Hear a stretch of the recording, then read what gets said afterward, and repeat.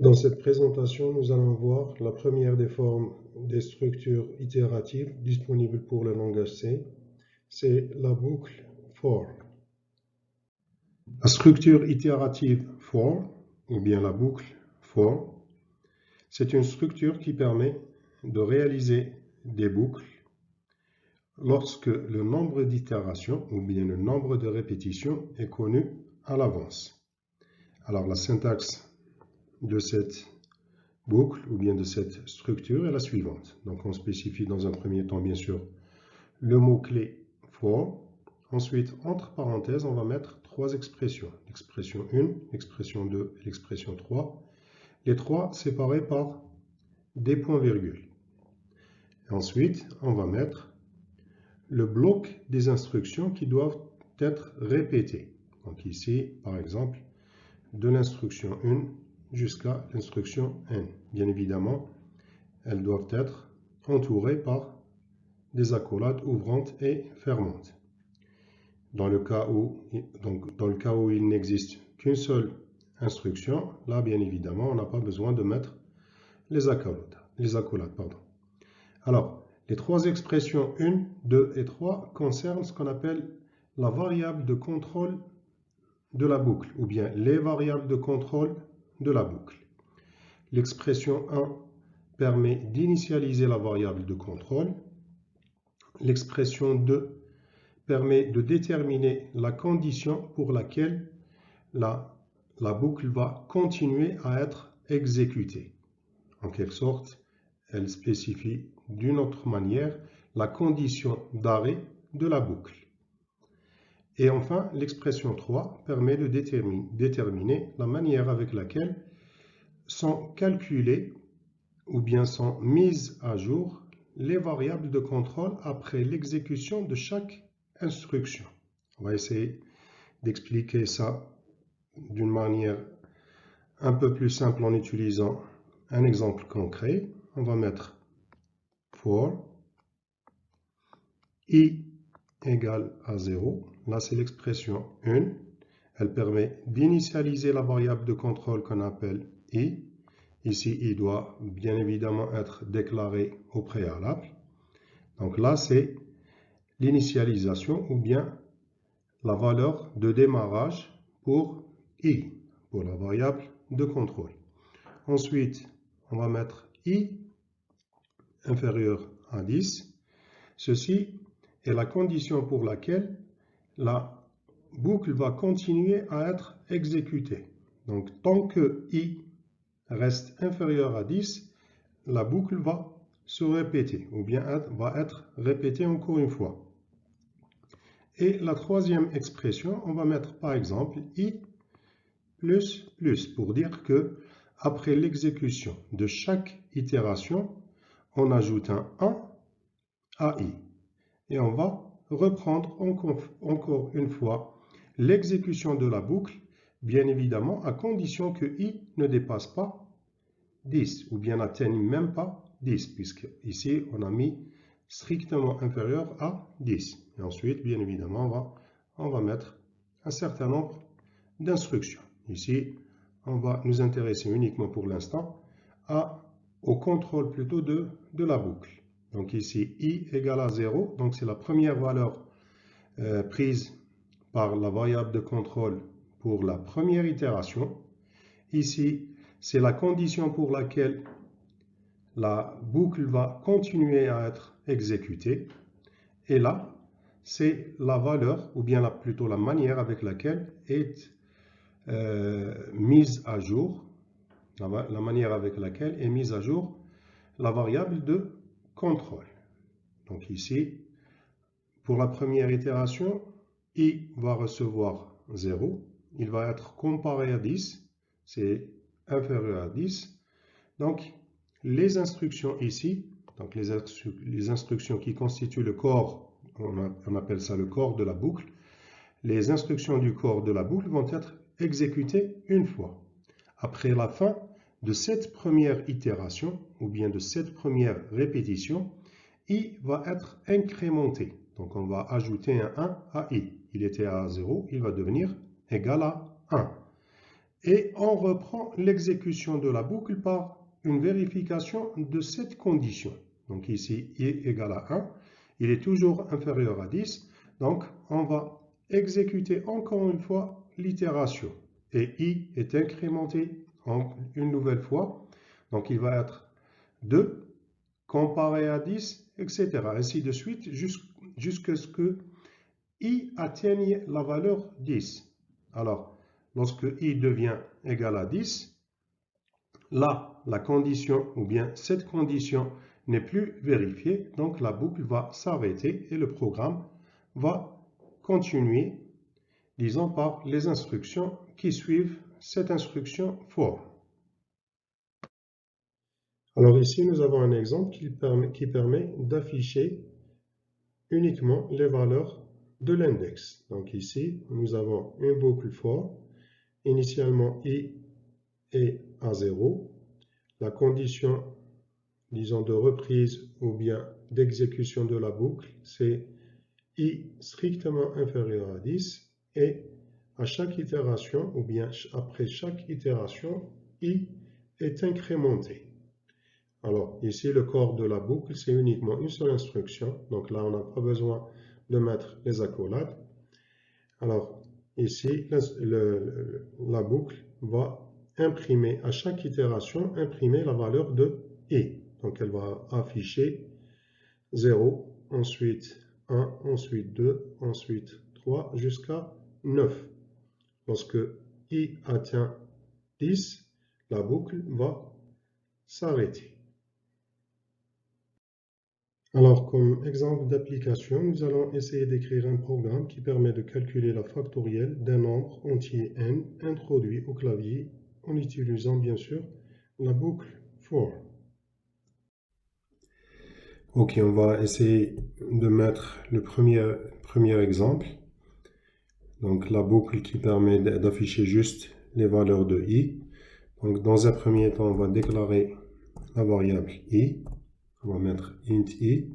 Ensuite, on commence la boucle. Donc for. Ensuite les parenthèses.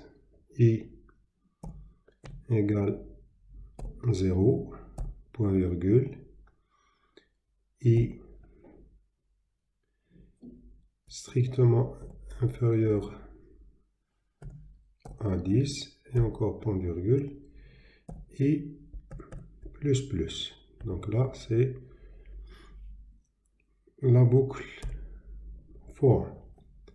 Ensuite, on va mettre printf entre parenthèses les guillemets. On va mettre i égale, donc on va afficher ce message avec la valeur de i.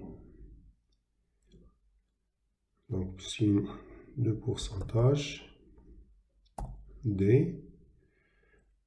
Alors à chaque fois, on doit effectuer un saut de ligne après avoir affiché une valeur. Et là, on va mettre virgule i. Comme quoi, il va falloir afficher la valeur contenue dans i.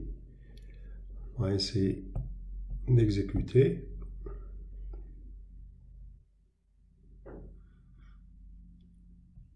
Et voilà, on voit ici donc l'affichage i égale à 0, 1, 2, 3 jusqu'à 9, puisque la boucle, elle est, disons, la condition d'arrêt de la boucle, c'est i strictement inférieur à 10. Une fois que i devient égal à 10, la boucle s'arrête. On va voir qu'on peut contrôler une boucle en utilisant deux variables. Ici, par exemple, on va utiliser une autre variable qu'on va appeler j. On va la déclarer ici. Ensuite, là, on va mettre la condition initiale sur j. On va mettre, par exemple, j égale à 10. Là, on remarque qu'on doit séparer par une virgule entre deux conditions ou bien plutôt les deux valeurs initiales pour i et j. Donc pour l'expression 1, elle est séparée par une virgule. De même, pour la deuxième expression, on sépare par une virgule et on va mettre la condition d'arrêt sur J. Donc J strictement supérieur à 0. Et là, en dernier, la manière avec laquelle J est mise à jour. On va mettre J moins moins. Donc à chaque fois, J va être décrémenté. On va essayer d'afficher également les valeurs contenues dans J. Alors on va aller là. On va mettre une tabulation, donc pour séparer entre les valeurs de I et de J. Et on va mettre J égale %D. Et là, on va ajouter virgule J. On va essayer d'exécuter et voir qu'est-ce qu'on va obtenir. Alors, ici, on voit bien, donc, la boucle, on va faire 10 itérations de 0 jusqu'à 9, ou bien de 10 jusqu'à 1. Et là, on voit bien les résultats de l'affichage.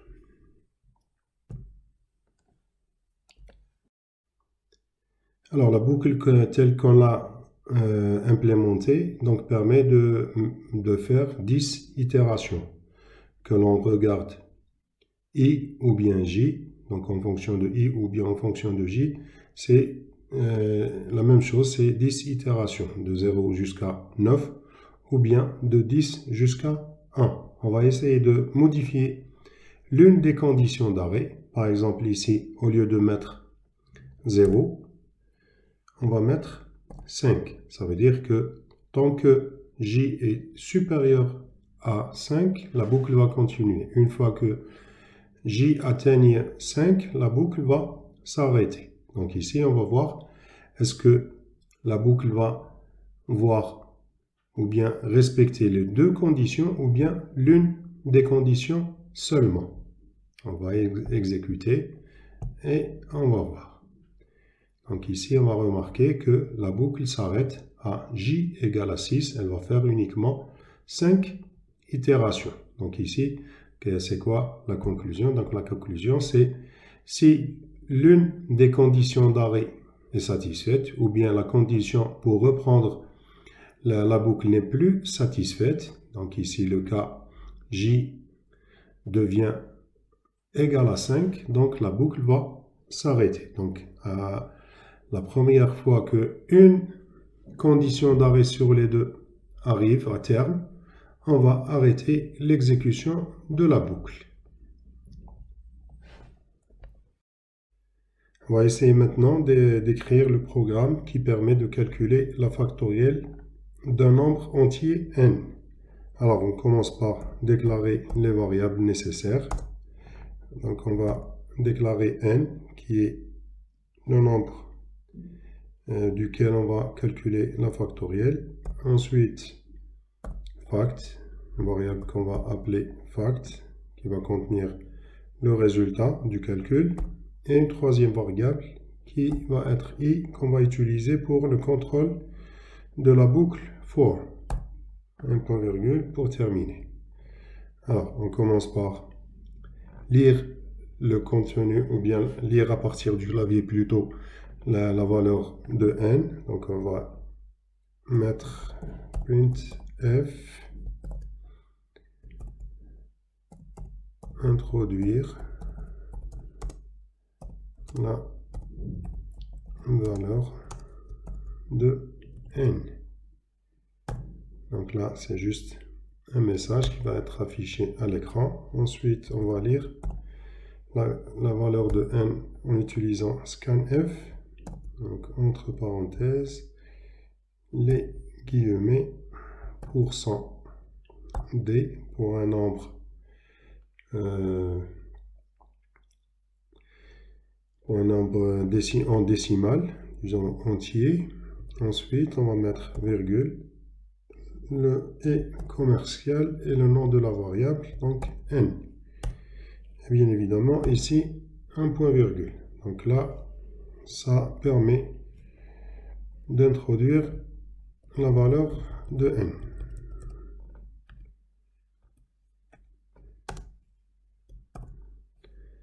Ok, donc ensuite, on va mettre la boucle for qui permet de calculer la factorielle. Donc, dans un premier temps, on va initialiser la variable qui va contenir le résultat à 1. Pourquoi 1? Parce que tout simplement, on va effectuer des multiplications, une suite de multiplications. Et ensuite, donc for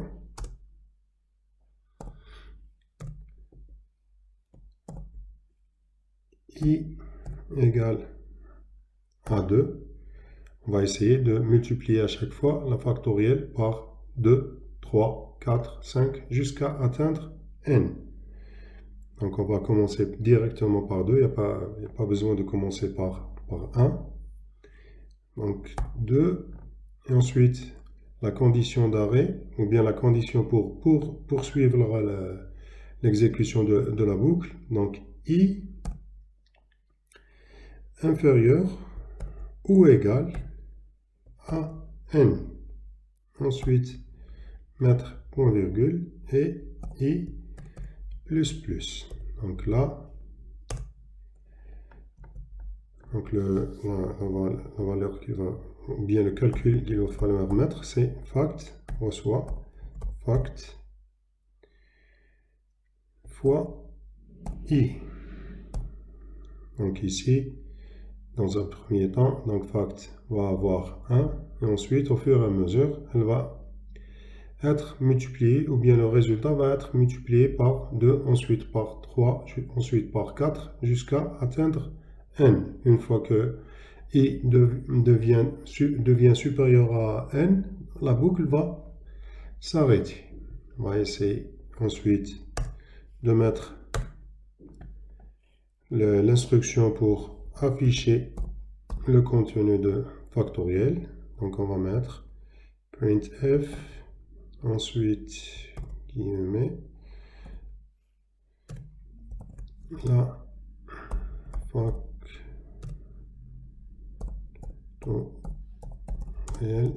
de, on va afficher les deux, donc %d, ça c'est pour l'affichage de n, et %d encore, là c'est l'affichage de f, plutôt factoriel, et on va mettre n, virgule, fact. Et on va mettre ici un point virgule, et on va exécuter le programme.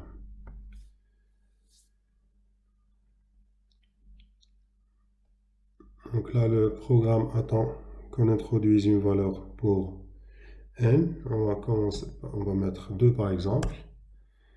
Factoriel de 2 et 2. C'est 1 fois 2, c'est 2. On va essayer avec un autre exemple. On va exécuter encore une fois. Donc on va mettre, au lieu de 2, on va mettre 3. Entrée, c'est 6. Donc 1 fois 2 fois 3. Un dernier exemple. On va mettre...